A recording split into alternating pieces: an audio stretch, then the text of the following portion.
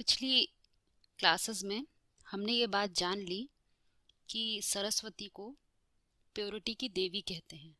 जब तक उसका अस्तित्व है तब तक मनन चिंतन चलता रहेगा और जो ज्ञान यज्ञ है उसमें कोई बाधा नहीं उत्पन्न होगी। परंतु जब प्योरिटी की देवी का अस्तित्व समाप्त हो जाता है तो ज्ञान यज्ञ में इम्प्योरिटी बढ़ने लग जाती है, क्योंकि ये ज्ञान यज्ञ है जिसमें ब्राह्मणों की दुनिया बताई गई है। ब्राह्मणों की दुनिया अर्थात संकल्पों की दुनिया। संकल्पों की दुनिया में जब हम प्रवेश करते हैं तब हमें मालूम चलता है कि हम बाहर असुर देख रहे हैं, बाहर देवता देख रहे हैं, परंतु ये दोनों ही परिभाषाएं हमें आत्मचिंतन से स्वयं में ही दिखाई देंगी। हमें राम कहीं और नहीं ढूंढना, रावण कहीं और नहीं ढूंढना। ये दोनों ही चरित्र देखने हैं। कहाँ हैं? क्या रावण ही रावण बचा है? राम कहीं खो तो नहीं गया है? इसीलिए बार बार समझाया जाता है, जब तक प्योरिटी की देवी रहती है तब तक आसुरी स्वभाव संस्कार वाले जो संकल्प होते हैं वो हावी नहीं होते। और जब सार रूप मनन चिंतन समाप्त होने लग जाता है तब क्या होता है कि आसुरी स्वभाव संस्कार वाले संकल्प बढ़ने लग जाते हैं। कारण भी है, क्योंकि यह तो ज्ञान यज्ञ है। और कैसा ज्ञान? किसी व्यक्ति का ज्ञान नहीं, परम सत्य का ज्ञान। इसीलिए 3 तबक्के दिखाए गए हैं: ब्रह्मा का वतन, विष्णु का वतन और शंकर का वतन। 3 तरह के वतन, अर्थात जहां पर हमारी मन बुद्धि चिंतन करती है तो 3 तरह के सूक्ष्म स्थिति में पहुंचती है। पहला पुरी है ब्रह्मा। ब्रह्म मतलब, ब्रह्म शब्द ब्रीह धातु से बना है। ब्रीह धातु का अर्थ होता ही है जो सदा बढ़ता रहता है, वो सार, वो परम सत्य जो सदैव बढ़ता रहता है। परंतु किसके द्वारा बढ़ेगा? कोई चैतन्य के द्वारा बढ़ेगा। तो वो मन की जो शक्ति है उसको ब्रह्मा के रूप में दिखाया जाता है। दुनिया में भी कहते हैं कि ब्रह्मा के संकल्पों से ही दुनिया रची गाती है। तो मन के जो संकल्प होते हैं उनके द्वारा रची जाती है, जगत का अस्तित्व बनता है, जगत अस्तित्वान होता है।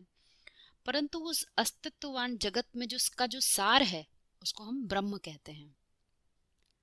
तो ब्रह्म से जो शब्द बना उसको हम क्या कहेंगे? एक मात्रा जुड़ गई तो हो गया ब्रह्मा।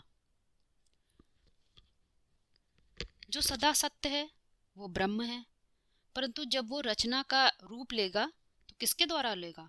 मन के द्वारा लेगा। वो है ब्रह्मा का रूप। अब यहाँ समझने की बात है कि कार्य ब्रह्मा से पूरा नहीं होता। महावाक्यों में समझाया जाता है कि ब्रह्मा की क्या गति हुई।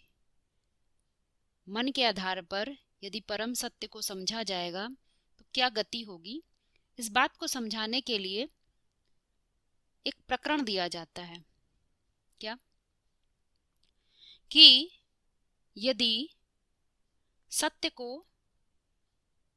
देह भान के आधार पर समझा गया, कुछ ना कुछ अपने देह भान, मान लीजिए हम किन्हीं को महत्व दें, किन्हीं को महत्व ना दें, देह भान के कारण किन्हीं को बड़ा प्रेम दें, किन्हीं को प्रेम ना दें, तो ये कौन सा ज्ञान हुआ? ये तो परम सत्य का ज्ञान नहीं हुआ, ये तो दैहिक दृष्टिकोण का ज्ञान हो गया। तो क्या होगा? जो आसुरी स्वभाव संस्कार हैं वो हमारे ऊपर हावी हो जाएंगे और सत्य को पूरा पूरा सार रूप में देखने नहीं देंगे। तो क्या होगा? एक समय ऐसा आएगा कि जब मनन चिंतनशीलता समाप्त हो जाएगी, सार निकालने वाली सरस्वती, प्योरिटी की देवी समाप्त हो जाएगी तो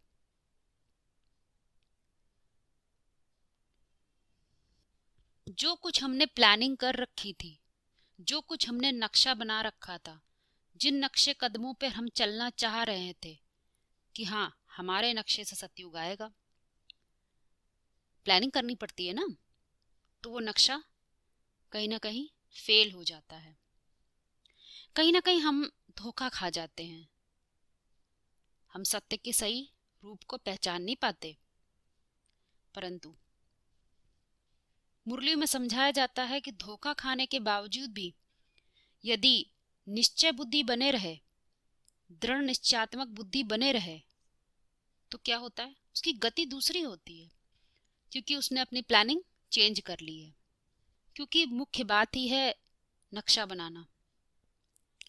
बुद्धिवादी आत्माओं का जो कर्तव्य होता है उसको बताया गया है जैसे कि कोई इंजीनियर का काम होता है। वो अपनी ठीक ठीक बुद्धिमत्ता का प्रयोग करते हुए सही नक्शा बनाता है, सही प्लानिंग करता है, ताकि उसकी जो बिल्डिंग है वो गिरे ना, और इसकी ये बहुत बड़ी जिम्मेदारी होती है। तो जो अधोमुखी मन की अवस्था है, जिसको ब्रह्मा, सिर्फ ब्रह्मा बोला जाता है, वो अधोमुखी मन की अवस्था है। क्योंकि मात्र मन की अवस्था में अच्छे अच्छे संकल्प मात्र कर लेने से, किसी के अवगुण ना देखने से, अपने अंदर अवगुणों को ना देखने से सत्य को पूरा पहचाना नहीं जा सकता है। हमें अपने अवगुण गुण दोनों देखने आने चाहिए, क्योंकि संकल्पों की दुनिया में तो दोनों ही चीजें हैं। हम ऐसा नहीं कह सकते कि हाँ हमारे अंदर तो सुर ही सुर है, असुरियत है ही नहीं, हम तो बहुत बड़े देवता हैं, हमारे अंदर तो कोई राक्षसीपन है ही नहीं। होगा तो दोनों ही, क्योंकि जन्म जन्मांतर अनेक प्रकार के रोल प्ले करते आए हैं, तो ये तो स्वाभाविक है कि कहीं ना कहीं हमसे भी पाप हुए होंगे। परंतु इनको समझना चाहिए। तो जब इससे काम नहीं बनता, अधोमुखी मन की अवस्था से काम नहीं बनता, क्योंकि प्योरिटी की देवी तो समाप्त हो गई है, मनन चिंतन कहाँ से चले। तो दूसरे व्यक्तित्व का नाम आता है प्रजापिता ब्रह्मा। हालांकि शास्त्रों में जब भी क्रिएशन की बात आती है कि कौन क्रिएटर है, सृष्टि का क्रिएटर कौन है, तो उसका नाम प्रजापिता ब्रह्मा ही दिया जाता है। इस बात को थोड़ा गहराई से समझने का प्रयास करते हैं। क्यों कहा गया प्रजापिता ब्रह्मा, खाली ब्रह्मा नहीं दिया गया? क्योंकि जो परम सत्य है वो मात्र मन के स्तर पर आ जाए, हम अच्छी अच्छी बातें करने लग जाएं, अच्छे अच्छे विचार उत्पन्न करने लग जाएं, दुनिया को अच्छे नजरिए से देखने लग जाएं, क्या मात्र इतने करने से संपूर्ण परिवर्तन हो सकता है? ये तो असंभव है। क्योंकि सृष्टि का नियम है कि जिसने जो बोया है उसको उसी की पालना करनी पड़ती है, और समय आने पर वही जब अंधकारमय दुनिया हो जाती है, तमो प्रधान स्थिति बन जाती है, तो उसी को उसका विनाश भी करना पड़ता है। पुरानेपन का यदि विनाश ना किया जाए तो नया स्थापन नहीं किया जा सकता, पूर्ण रूप से नहीं किया जा सकता। थोड़ा बहुत किया जा सकता है, जैसे धर्म पिताएं आए हैं तो वो समय समय पकड़ते रहेंगे। परंतु जब हम कहते हैं नाम प्रजापिता ब्रह्मा, तो दो नाम लेते हैं, प्रजापिता और ब्रह्मा। हमारे वेद, उपनिषद, शास्त्र सभी एक बात कहते हैं कि हम ब्रह्म की सत्ता में ही अस्तित्ववान हैं, ब्रह्म ही है और हम उसकी सत्ता में हमारा अस्तित्व है। ये बात समझने की होती है, क्योंकि ब्रह्म नहीं तो ब्रह्मा भी नहीं। क्योंकि संसार की रचना होगी कैसे? अचानक से कोई 5 तत्वों का शरीर तो नहीं बन जाता, क्योंकि ये तो चक्रीय गति है। नया पुराना होता है और पुराना पुराना फिर प्रलय हो जाता है और फिर नया रचना रच जाती है। ये चक्रीय गति चलती रहती है। ये नहीं कहेंगे कि पूरी दुनिया एकदम से विनाश हो जाए, समाप्त हो जाए और फिर अचानक से कोई प्रस्फुटित हो जाए। ये तो कहीं पर भी नहीं स्वीकार किया गया है और कहीं भी लॉजिकल भी नहीं लगता है। वास्तव में प्रजापिता को समझते हैं। प्रजापिता शब्द क्यों बोला जाता है? पिता मतलब ही होता है बीज, क्योंकि ये तो आध्यात्मिक ज्ञान है। आध्यात्म में हर बात चेतना के स्तर पर होती है, मन बुद्धि की बात है। तो जब मनुष्य पुरानी कलयुग की दुनिया में पहुंच जाता है तो उसकी जो बुद्धि होती है उसमें तमस आ जाता है, अंधकार आ जाता है। अब उसकी बुद्धि में परम सत्य को स्थापित कर दिया जाए तो क्या कहेंगे? जैसे जैसे उसकी मानसिक स्तर को, नए मानसिक स्तर को जन्म दे दिया, उसके व्यक्तित्व को, उसको एक नया जन्म दे दिया। उसका पुराना जन्म समाप्त हो गया, एक नया जन्म हो गया, एक नया व्यक्तित्व जन्म ले लिया। तो कहते हैं प्रकट रूप से जायते। तो जिसने दिया उसको कहेंगे प्रकट रूप से जन्म देने वाला पिता।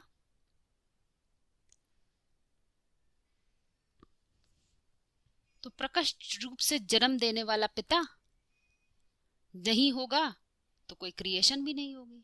जब प्रकट रूप से जन्म देने वाला पिता होगा तो उसके साथ ब्रह्मा भी जुड़ जाएगा, वही क्रिएशन हो जाएगी। इसीलिए प्रजापिता को कह देंगे पिता का रूप और ब्रह्मा को माँ का रूप। माँ और बाप दोनों हो गए। ये पूर्ण रूप से मन और बुद्धि के स्तर की बात है। इसको व्यवहारिक दृष्टि से भी समझेंगे तो बात समझ में आ जाएगी। जब कोई शब्द पिता या माता बोला जाता है तो वास्तव में हमारी बुद्धि में क्या आना चाहिए? कोई व्यक्ति पिता या माता के रूप में नहीं आना चाहिए, क्योंकि यहाँ पर तो हम शाश्वत सत्य को पढ़ रहे हैं। तो दृष्टिकोण भी आत्मिक होना चाहिए, पूर्ण आत्मिक। परिभाषा में कैसे? आत्मिक परिभाषा है। देह का कोई नामो निशान नहीं होगा, तभी बात समझ में आएगी। जब पिता कहा गया तो वास्तव में वो पितृत्व को समझा रहे हैं। माता कहा गया तो मातृत्व की परिभाषा समझा रहे हैं। व्यक्ति कहा जाए तो व्यक्तित्व को समझाया जा रहा है, क्योंकि पिता समाप्त हो सकता है परंतु पितृत्व नहीं समाप्त हो सकता। माता समाप्त हो सकती है परंतु मातृत्व नहीं समाप्त हो सकता। तो यहाँ हम जो कुछ भी पढ़ेंगे वो सब कैसा होगा? अविनाशी परिभाषाएं। शरीर विनाशी हैं परंतु उनके अंदर काम कर रही चेतना और चेतना के स्तर और व्यक्तित्व, ये सब इनको समझा जा सकता है। इसीलिए सारा ज्ञान किसका है? समझ का है। किसी व्यक्ति को नहीं डिफाइन करती है मुरलियां, व्यक्तित्व को डिफाइन करती है। एक उदाहरण से समझते हैं। महावाक्य में बोला जाता है कि ब्रह्मा गुणग्राही थे। त्रिमूर्ति चित्र के अनुसार उनका था राइट हैंड का राइटियस पार्ट। उन्होंने कभी भी किसी के अवगुणों को नहीं देखा। इससे क्या बात समझ में आती है? अधोमुखी मन की अवस्था में व्यक्ति की ऐसी ही स्थिति होती है।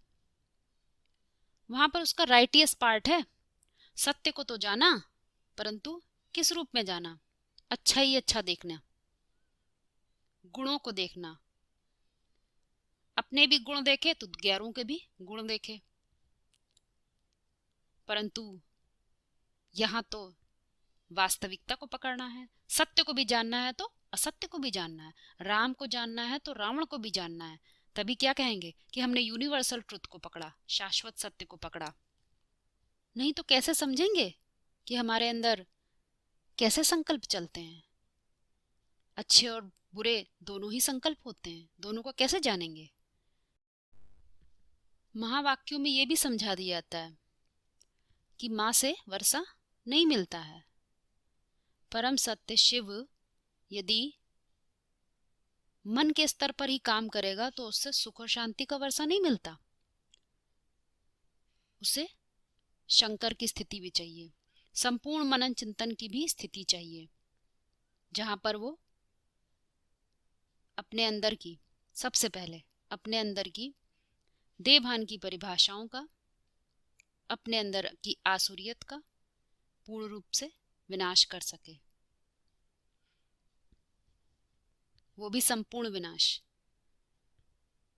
क्योंकि वर्षा है ही क्या, सुख और शांति का। महावाक्यों में पढ़े गए समझे गए जितनी भी बातें हैं, यदि उन फॉर्मूले को, उन सूत्रों को हमने अप्लाई करके अपने लिए शांति धाम नहीं क्रिएट कर लिया, तो ये बात नहीं मानी जा सकती कि हमने मनन चिंतन राइट किया है। कहीं ना कहीं हमारे अंदर अभी तक देवभान है, मौजूद है किसी न किसी रूप में। अभी भी टेम्परेरी रथ काम कर रहा है, अभी भी मुकर्रर रथ को पहचाना नहीं है।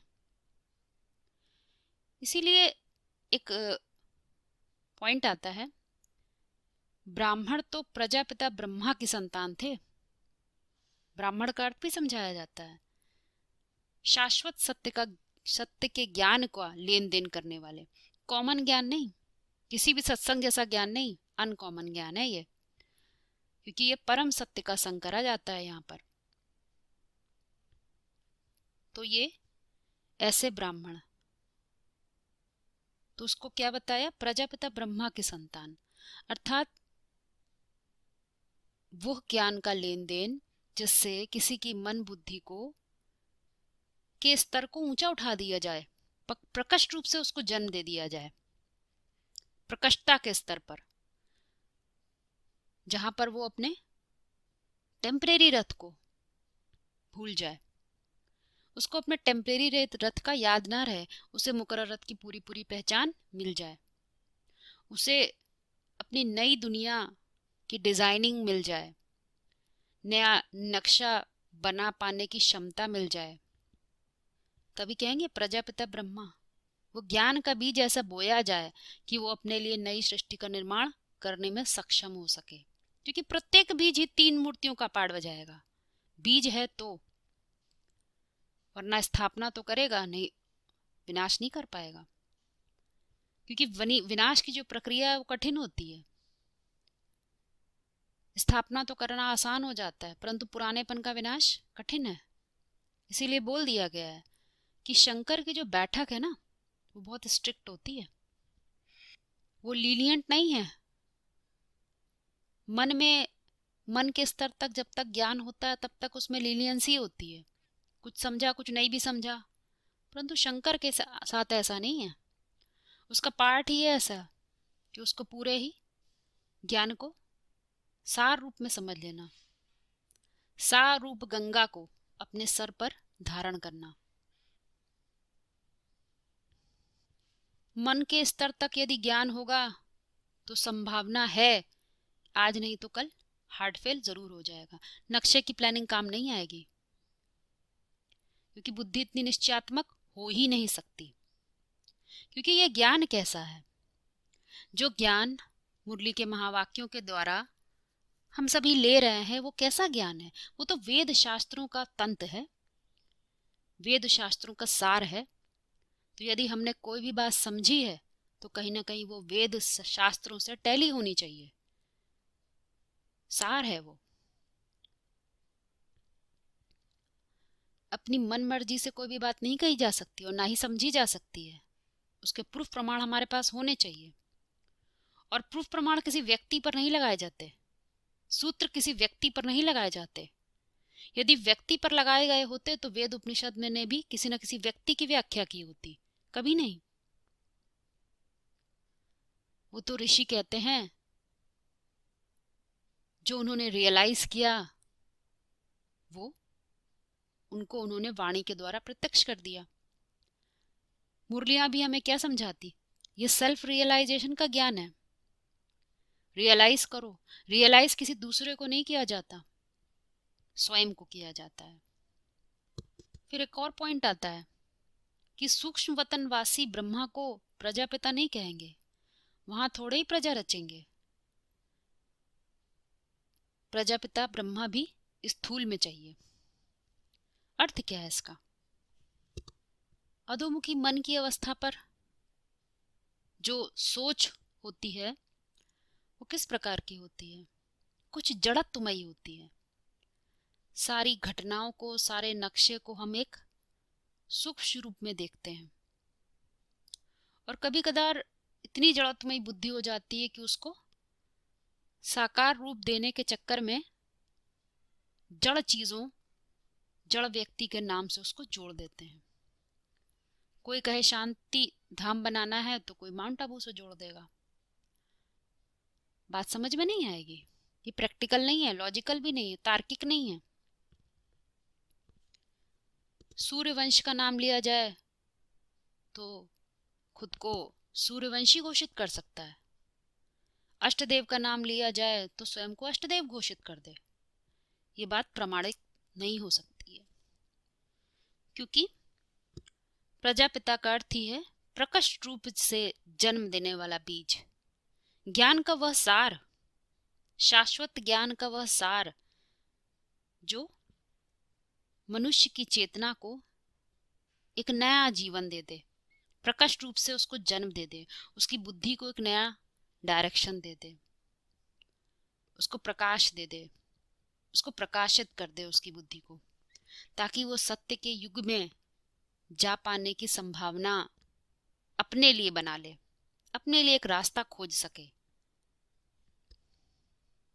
जिसके लिए मुरली में बोला जाता है, तुम सब क्या हो? गुजरात के लाइट हाउस हो। तुम्हारी रात गुजरे तो तुम दूसरे को भी प्रकाश देने के निमित्त बनने लग जाओ। इसीलिए कहा गया कि सूक्ष्म वतन में, क्योंकि सूक्ष्म मतलब क्या होता है? सूक्ष्म वतन का मतलब होता है हम सूक्ष्म वतन में सब कुछ करके दिखा दें। उदाहरण के लिए जैसे कहा गया कि अमृत वेला उठकर तुम किसी को लाइट देना है, सर्च लाइट देना है, तो हम बंद करके आंखें बैठ जाएं या आंखें खोल कर बैठ जाएं और किसी व्यक्ति को सामने याद करके हमारे मस्तक से किरणें निकल रही हैं, ऐसा कुछ सूक्ष्म में एक चित्र को प्रपंच सा क्रिएट करें कि हमारे मस्तक से किरणें निकल रही हैं। ये वास्तव में प्रमाणिक भी नहीं लगता है। ये तो बच्चा बुद्धि की बात हो गई। किरणें निकल रही हैं, वहां तक पहुंचे, ये तो ज्ञान की रोशनी है। सर्च लाइट बताइए, इसको नाम दिया सर्च लाइट। ढूंढो तुम उस आत्मा को, कौन सी ऐसी नई बात, क्योंकि आत्मा मतलब तो मन बुद्धि की शक्ति, तुम उसकी मन बुद्धि में कौन सी नई रोशनी पैदा कर सकते हो?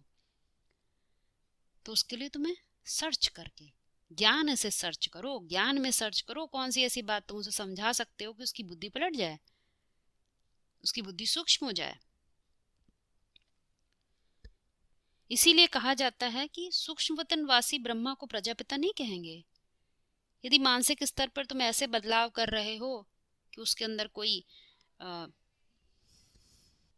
बाहरी साधनों के आधार पर मेडिटेशन सिखा रहे हो, चित्र दिखा रहे हो, गाने चला रहे हो, चित्र में भी रोशनी निकल रही है, इस तरह की परंपराओं को क्या कहेंगे?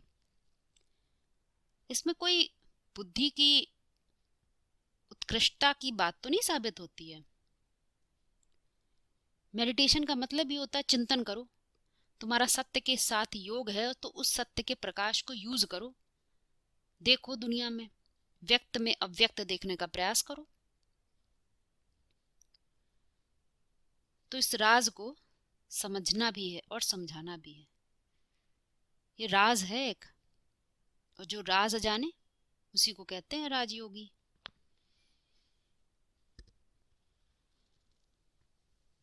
महावाक्यों में समझाया भी जाता है योगी की परिभाषा कि उसका कभी हार्ट फेल नहीं होता है, क्योंकि उसने योग लगाया है परम सत्य से, परम सत्य को बुद्धि में धारण किया है।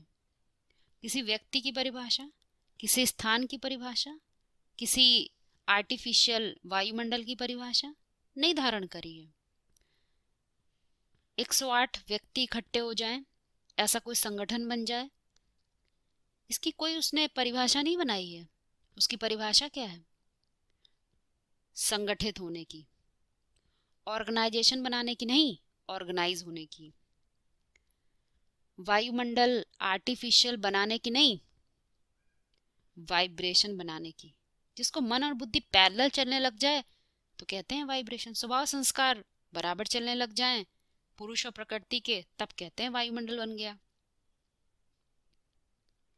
किसी स्थान की नहीं, किसी विशेष स्थान पे पहुंच जाएंगे तब वहां पर हमारी स्थिति बनेगी। तो योगी की ये परिभाषाएं नहीं होती हैं, इसीलिए उसका कभी हार्ट फेल होने की संभावना होती ही नहीं है। वो निश्चयात्मक बुद्धि होकर ही जिएगा।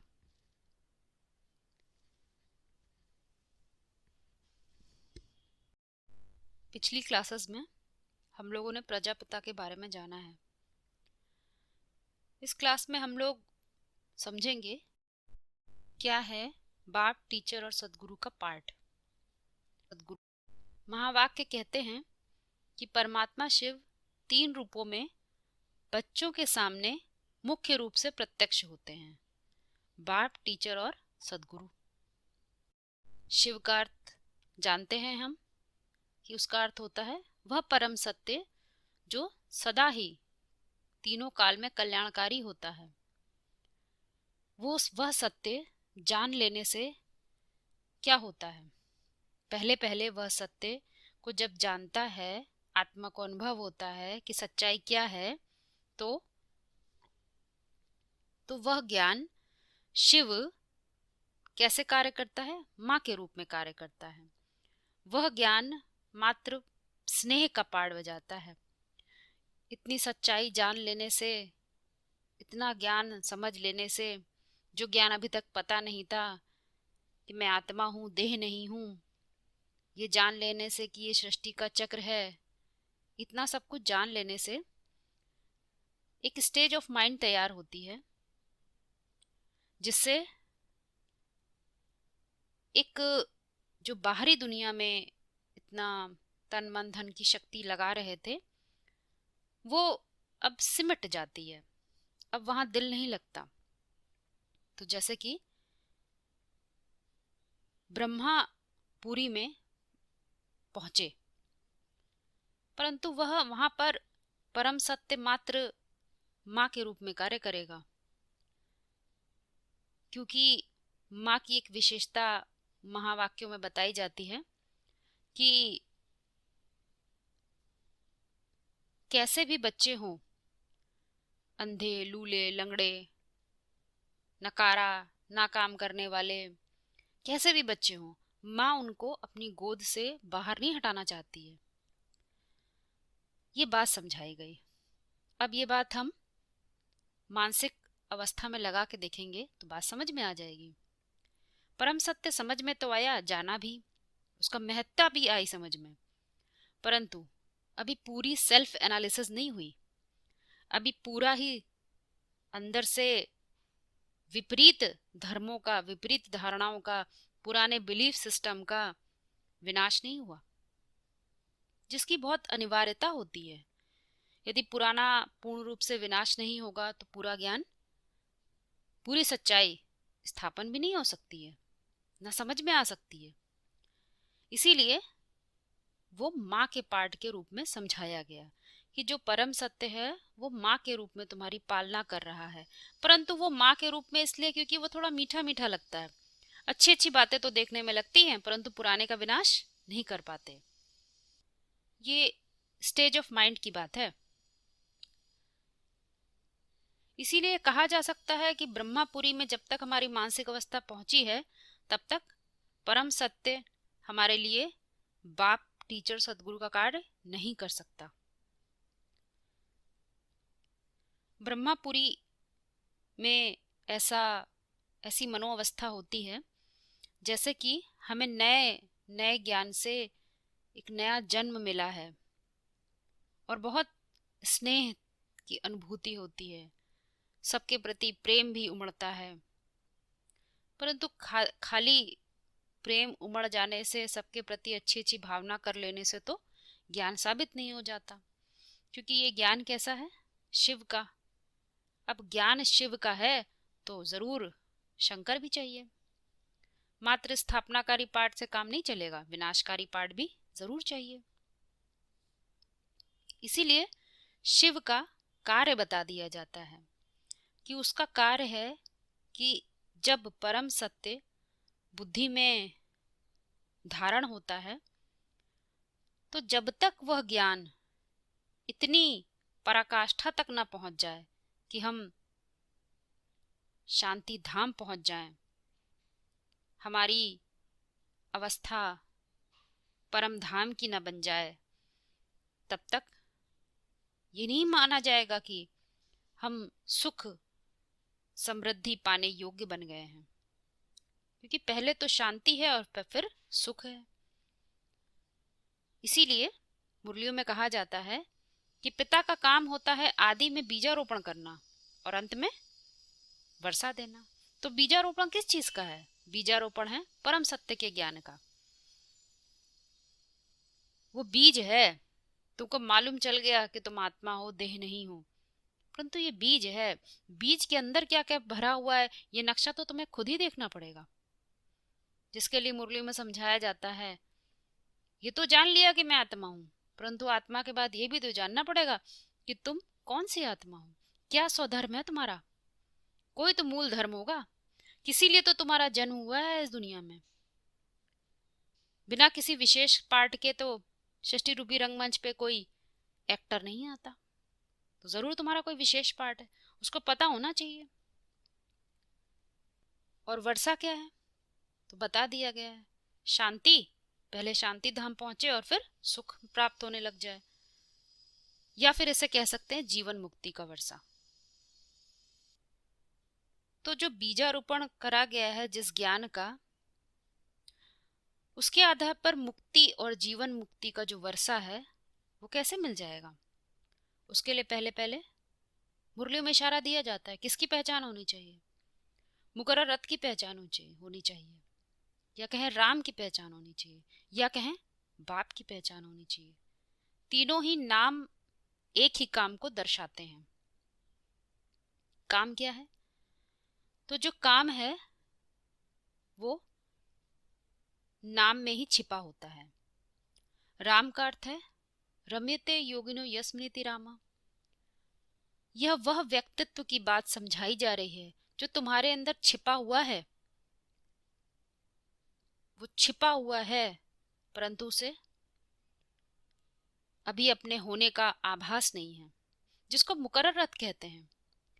टेम्परेरी रथ अर्थात मन की वह अवस्था जिससे हम दुनिया का फैलाव लगातार करते जा रहे हैं, अपने संकल्पों का बीज लगातार बोते जा रहे हैं, तो उससे पुरानी सृष्टि बढ़ती चली जा रही है।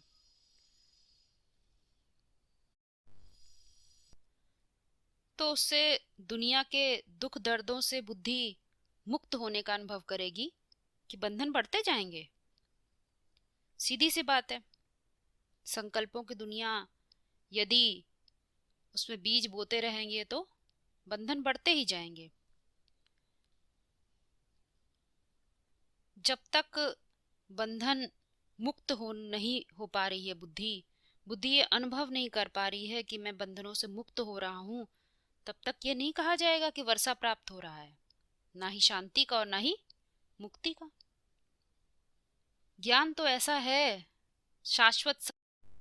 महावाक्यों में समझाया भी जाता है कि शांति और सुख ये दोनों का वर्षा कोई स्थान के आधार पर नहीं है कि कोई हम पर्टिकुलर स्थान चुन लें और वहां हम पहुंच जाए तो हमें शांति का वर्षा मिल जाएगा।